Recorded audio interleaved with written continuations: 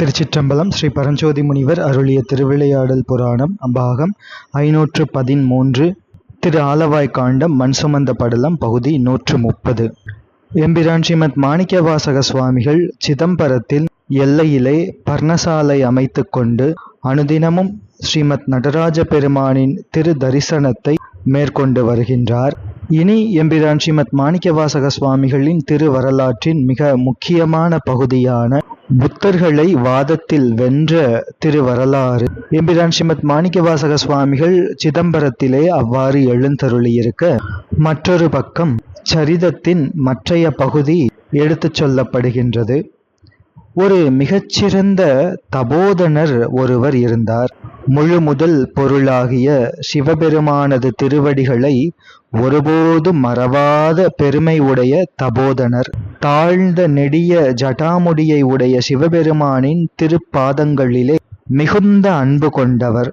அந்த தபோதனர் இந்த சமுத்திரம் சூழ்ந்திருக்கின்ற பூமியிலே பலவிதமான தேசங்களுக்கும் சென்று அங்கே எழுந்தருளியிருக்கின்ற எம்பெருமான் அருள் பாலிக்கின்ற பல்வேறு ஸ்தலங்களை தரிசனம் செய்து கொண்டு சிதம்பரம் ஸ்ரீமத் கூத்தப்பெருமானின் திருப்புகழ்களை நாள்தோறும் ஓதி வருகின்ற இயல்பினை உடையவர்.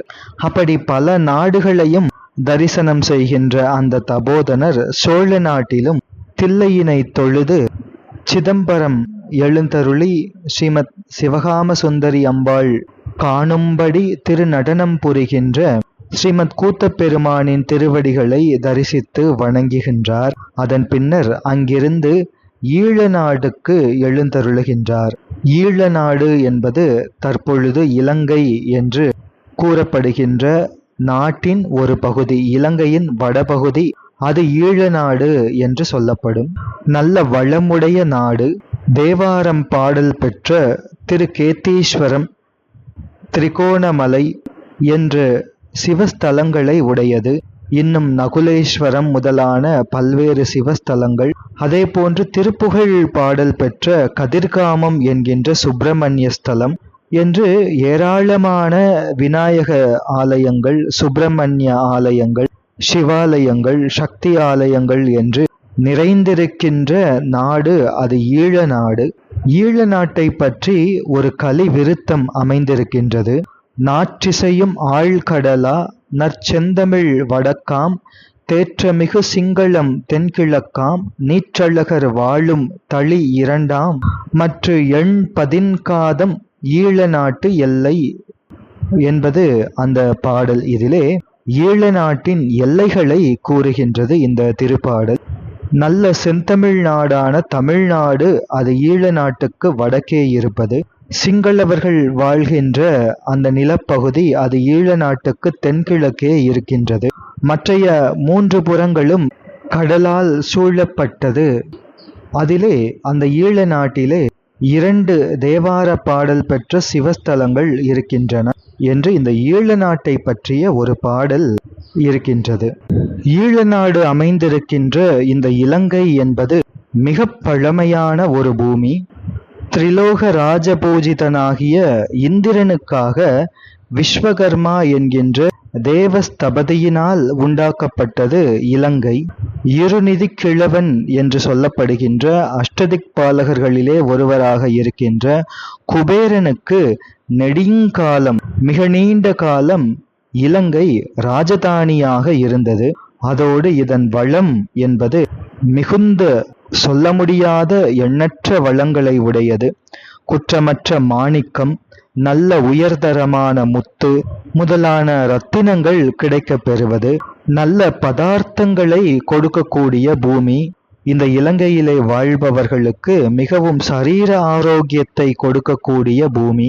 அதோடு எம்பிரான் திருமூலதேவநாயனாரால் சிவபூமி என்று பாராட்டப்பட்ட தேசம் இலங்கை தேசம். அத்தகைய இலங்கையின் ஒரு பகுதியிலே இருக்கின்ற ஈழ நாட்டுக்கு அந்த சிறந்த தபோதனர் சென்று சேருகின்றார். இத்தபோதனரின் வழக்கம் என்ன என்றால், தான் எங்கு சென்றாலும் பொன்னம்பலம் நீடு வாழ்க, பொன்னம்பலம் நீடு வாழ்க, பொன்னம்பலம் நீடு வாழ்க என்று எப்போதும் உச்சரித்து கொண்டே இருக்கக்கூடிய வழக்கத்தை உடையவர் இந்த தபோதனர்.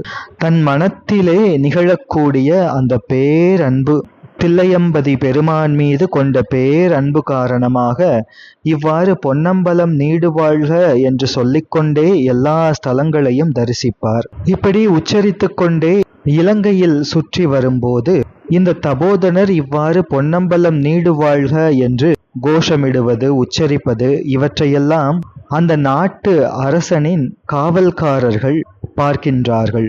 அன்றைய காலகட்டம் என்பது இலங்கையிலே புத்த மதம் மிக நன்றாக பரவி இருந்த காலகட்டம். இலங்கையின் இராஜாங்க சமயமாக புத்த மதம் திகழ்ந்தது. இலங்கை மன்னனும் புத்த மதத்தைச் சேர்ந்தவராக இருந்தார். அதோடு இலங்கை மன்னனின் அரசவையிலே புத்த குரு அவர் மிகுந்த செல்வாக்கு படைத்தவராக, அதிகாரம் படைத்தவராக திகழ்ந்தார். எனவே அவருடைய அந்த மன்னனினுடைய அதிகாரிகள் தொடங்கி கீழே அந்த அதிகார மட்டத்தின் கீழ் படியிலே இருக்கின்ற சாதாரண காவலர்கள் வரை அனைவருமே புத்த மதத்தைச் சேர்ந்தவர்களாக இருந்தார்கள். மக்களும் கூட ஓரளவு புத்த மதத்தை தழுவியவர்களாகவே இருந்தார்கள். அப்படிப்பட்ட அந்த தேசத்திலே இந்த தபோதனர் சென்று பொன்னம்பலம் நீடு வாழ்க என்று உச்சரித்து கொண்டே இருப்பதை அரசாங்க காவலர்கள் பார்க்கின்றார்கள். பார்த்து உடனே போய் தங்கள் மன்னனிடம் சொல்கின்றார்கள், அரசனே, நாங்கள் ஒன்று சொல்கின்றோம், அதனை நீ கேட்பாயாக என்று சொல்லத் தொடங்கி, அரசனே, நல்ல மிக்க ஒழுக்கத்தை உடைய ஒரு சைவன் இந்த நகரத்திலே வந்திருக்கின்றான். அந்த சைவ தபோதனரினுடைய தோற்றம் எப்படி இருக்கின்றது என்றால், ஆபரணங்கள் எதுவும் அணியவில்லை, ஆனால் ருத்ராட்ச மாளிகைகளையே ஆபரணங்களாக அணிந்திருக்கின்றார். திருநீறு நிறைய பூசியிருக்கின்றார். அந்த தபோதனர் நாள்தோறும் பிக்ஷை எடுத்துதான் உண்கின்றார். அதோடு அந்த தபோதனர், அந்த சைவன் என்ன செய்கின்றார் என்றால், அவர் நிற்கும் போதும் இருக்கும் போதும் நடக்கும் போதும் எப்போதும் பொன்னம்பலம் நீடு வாழ்க என்ற சொல்லை மிக அனுபவித்து விதந்து கூறிக்கொண்டே இருக்கின்றார் என்று இந்த செய்திகளை எல்லாம் சொல்லி அரசனை வணங்கி நிற்கின்றார்கள் இந்த அதிகாரிகள். இதை கேட்ட அந்த புத்த மதத்தைச் சேர்ந்த அரசன் உடனே இப்பொழுதே இன்றைக்கே அந்த சைவனை இங்கே அழைத்து கொண்டு வாருங்கள் என்று ஆணையிட்டான். காவலாளர்களும் அந்த தபோதனரிடம் சென்று, அன்புடைய சைவரே, நம்முடைய அரசன் உம்மை அழைக்கின்றான், வாருங்கள் என்று கூறுகின்றார்கள். அதை கேட்ட அந்த சைவ தபோதனர் சொல்கின்றார், அடியேன் ஒரு சைவன், இது நல்லது இது தீயது என்று விஷயங்களில் விருப்பு வெறுப்பு இவைகள் சிறிதுமின்றி நாள்தோறும் நான் பிச்சை ஏற்று உண்கின்றேனே அன்றி வேறு ஒன்றும் செய்யாத, வேறு ஒன்றையும் சிந்திக்கவும் கூடாத, வேறு எதையும் சிந்திக்காத சர்வசங்க பரித்தியாகியான என்னிடம் அரசனுக்கு என்ன விஷயம் இருக்கின்றதோ என்று கூறுகின்றார். அரசன் புத்த மதத்தைச் சேர்ந்தவன், பரசமயி. தபோதனர் சைவ சமயத்தைச் சேர்ந்தவர். எனவே பரசமயியான அரசனை பார்ப்பதற்கு விருப்பமற்றவரான அந்த தபோதனர் சர்வசங்க பரித்தியாக நிலையில் இருக்கின்ற என்னிடம் உன்னுடைய அரசனுக்கு என்ன காரியம் இருக்கின்றதோ என்று கூறி வருவதற்கு மறுக்கின்றார். துறவிக்கு வேந்தன் துரும்பு என்ற அந்த பழமொழிக்கு ஏற்ப இவ்வாறு அந்த காவலர்களிடம் அரசனை பார்ப்பதற்கு வரமாட்டேன் என்று மறுக்கவே, அதற்கு அந்த காவலர்கள் அந்த தபோதனரிடம் சொல்கின்றார்கள், சைவரே, ஊரிலே பிச்சை எடுத்து உண்டாலும் உங்களிடம் அரசனுக்கு ஒரு காரியம் எதுவும் இல்லை என்றாலும் தன்னுடைய தேசத்திலே இருக்கின்றவர்களினுடைய உயிரை ரட்சித்தல் என்பது அரசர்களுக்கு பாரமாகும். எனவே எங்கள் அரசனிடத்திலே தாங்கள் வரவேண்டும் என்று சொல்கின்றார்கள். ஒரு தீமையும் இல்லாத அந்த தபோதனர் இதற்கு மறுப்பு ஏதும் சொல்லாமல் அந்த தூதுவர்களோடு அந்த காவலர்களோடு செல்கின்றார். அரசனினுடைய சபைக்கு இந்த தபோதனரை அழைத்து செல்கின்றார்கள் காவலர்கள். அந்த அரச சபையிலே புத்த மதத்தைச் சேர்ந்த ராஜன் அங்கே வீற்றிருக்கின்றார். புத்த மத குருவும் அந்த ராஜசபையிலே இருக்கின்றார். சேனைகள், மந்திரி பிரதானிகள் எல்லாம் அரசனின் பக்கத்திலே இருக்கின்றார்கள். அப்படி பௌத்த அரசன் அங்கே வீற்றிருக்கின்றார். இந்த இடத்திலே புத்த குருமார் அங்கே வீற்றிருக்கின்றார் என்பதை சொல்ல வருகின்ற திரு வாதவூரடிகள் புராண ஆசிரியர் இந்த புத்தர்களினுடைய கொள்கைகளையெல்லாம் எடுத்துச் சொல்லி, இப்படிப்பட்ட புத்த மத கொள்கைகளை பின்பற்றும் புத்த குரு என்று இந்த பாடலிலே அருளியிருக்கின்றார். இங்கே இந்த பாடலில் சொல்லப்பட்ட அந்த புத்த மத கொள்கைகளையெல்லாம் பின்னர் புத்தர்களோடு வாதம் செய்கின்ற அந்த தருணத்திலே நாம் விரிவாக சிந்திப்போம்.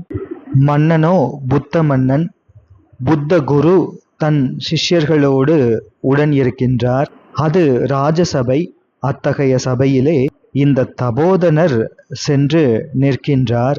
இத்தபோதனரின் தோற்றம் என்பது அவருடைய இடுப்பிலே சுத்த வெண்மையான ஒரு கௌபீனம், தபோதனரின் தோள் மேல் ஒரு பிக்ஷை பை, தபோதனரின் காதுகளிலே 6 கட்டி சுந்தரவேடம் என்று சொல்லப்படக்கூடிய ருத்ராட்சத்தினால் ஆன காதணி, தபோதனரின் கையிலே சதங்கை ஒலிக்கும் ஒரு பிரம்பு, நெற்றியிலே பிரகாசிக்கும் திருநீறு மற்றும் திலகம், முகத்திலே சிறு புன்முறுவல், நின்று அசைகின்ற ஜடாமுடி. இந்த திருத்தோற்றத்தை பார்த்து அரசன் திடுக்குறுகின்றான். இந்த சைவ திருத்தோற்றத்தை கண்டு அரசனின் மனமும் சரீரமும் ஒரே சமயத்தில் அஞ்சி கம்பித்தன. இந்த ராஜசபையில் வந்து சேர்ந்த அந்த தபோதனர் வழக்கம் போல பொன்னம்பலம் நீடு வாழ்க என்று உச்சரித்து கொண்டு அந்த சபையிலே இருக்கின்றார். இப்படி வந்து சேர்ந்திருக்கின்ற அந்த சைவ தபோதனரை அரசன் பார்க்கின்றான். பார்த்து, இப்போது நீர் அம்பலம் என்று சொன்னீரே, பொன்னம்பலம் என்று உச்சரித்தீரே, அது என்ன என்று கேட்கின்றார். அந்த அரசனுக்கு சைவ தபோதனர் பதில் கூறுகின்றார். இந்த பூமியிலே தன் குலத்தார் பெருகச் செய்த புகழால் விளங்குகின்ற சோழ அரசர்கள் ஆட்சி செய்கின்ற சோழ தேசம் இருக்கின்றது. அந்த சோழ அரசர்கள் தம்முடைய 2 கண்களிலிருந்து பூரண கிருபாநோக்கத்தால் பாதுகாக்கின்ற அந்த சோழ நாடு, அது காவிரி நாடு. அந்த காவிரி நாட்டிலே வாழ்பவர்கள் செய்கின்ற தர்மங்களையெல்லாம் ஒரு தர்மத்தை பல மடங்காக விருத்தி செய்து அருளுகின்ற சிதம்பரம் என்ற ஒரு சிவஸ்தலம் இருக்கின்றது. சிதம்பரம் என்கின்ற அந்த ஸ்தலத்திற்கு தில்லைவனம் என்று ஒரு திருநாமம். இதுவே சகல புவனங்களுக்கும் முதலிலே உண்டான சிவஸ்தலம். அந்த காரணத்தினால் திருமூலஸ்தானம் என்று போற்றப்படக்கூடிய ஸ்தலம். இந்த பூமிக்கு நாப்பெண்ணாக, அதாவது இந்த பூமிக்கு நடுவாக கனகசபை அங்கே விளங்குகின்றது. அந்த கனகசபையிலே சந்தன குழம்பு திமிர்ந்த திருஸ்தனங்களை உடைய சிவகாமி அம்மை வாமபாகத்திலே நின்று தரிசிக்க அந்த சபாநாயகர் பஞ்சகிருத்தியத்துக்கு காரணமான அனவரத தாண்டவம் செய்து அருளுகின்றார். அத்திருக்கோயிலிலே சிவகங்கை என்ற ஒரு தீர்த்தம் இருக்கின்றது. எண்ணற்ற சிறப்புகளை உடையது. அதிலே ஒரு சிறப்பை சொல்கின்றேன் கேள். முன்பு நல்ல சிங்கவர்மன் என்ற ஒரு அரசன், மனுகுமாரன், அவனுக்கு சரீரத்திலே குஷ்டநோய் இருந்தது. அந்த குஷ்டநோயை நீக்கிக் கொள்வதற்காக சிவகங்கையிலே வந்து அந்த மன்னன் தீர்த்தமாட, அதனால் அவனுடைய குஷ்ட நோய் நீங்கியது. நெடிய மேருவை போல பொன்மயமான திருமேனியை கொடுத்தது அந்த மன்னனுக்கு இந்த சிவகங்கை என்கின்ற தீர்த்தம். அதன் காரணமாக அவனுக்கு ஹிரண்யவர்மன் என்ற பெயரும் வந்து சேர்ந்தது. அப்படி பரிசுத்தம் பொருந்திய சிவகங்கை என்ற ஒரு தீர்த்தம் அங்கே இருக்கின்றது.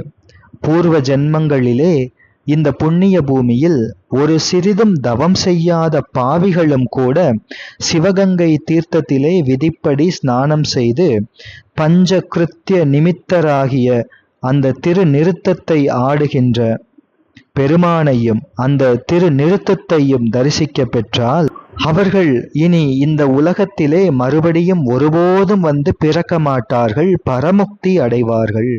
அனாதியாக வரும் இந்த பிறவித் தொடர்ச்சியை நீக்கி ஆத்மாக்களுக்கு பரமுக்தியை கொடுத்தற்காக இங்கே நன்கு மதிக்கப்படும் பல சமய கருத்தாக்களுள் நாமே வல்லவர் என்பதற்கு அறிகுறியாக, அடையாளமாக ஸ்ரீமத் நடராஜ பெருமான் தம்முடைய திருவடி மேலே அழகு விளங்க பொருந்தியிருக்கின்ற பொன்னால் செய்த அந்த வீரக்கழலை அணிந்து வலிமை உடைய கொடியும் கட்டி அப்பெரும் தருக்கால் அவ்வதுல சாமர்த்தியத்தினாலே அருள் சக்தியான சிவகாமி அம்பாள் தரிசிக்கும்படி அங்கே ஸ்ரீமத் சபாநாயகர் பஞ்சகிருத்திய நிறுத்தம் செய்து அருளுவார்.